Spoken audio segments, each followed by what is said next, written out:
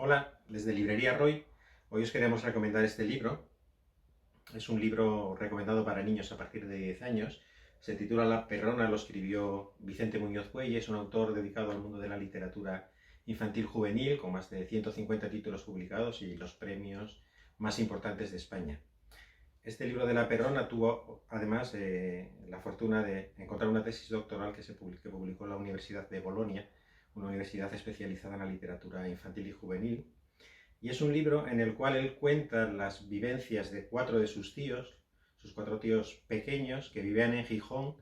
El protagonista tiene 8 años en el momento en que empieza la guerra civil y sus padres, que eran maestros, su padre era director de un colegio de la calle Cabrales, se deciden a enviarlos a los cuatro para ponerlos a salvo a la Unión Soviética. Luego tardaron muchísimos años en regresar y todas esas vivencias iniciales de la ciudad de Gijón, más las vivencias del viaje hasta la Unión Soviética y sus vivencias allí en la misma Unión Soviética, a través de las anécdotas que sus tíos le contaron posteriormente, son los que forman la trama narrativa de esta novelita que, publicada en 2005, obtuvo el primer premio de los libreros de Asturias, único hasta ahora, y que desde entonces hasta ahora la editorial Anaya viene reeditando regularmente, porque es un libro que en Asturias al menos se vende muy bien.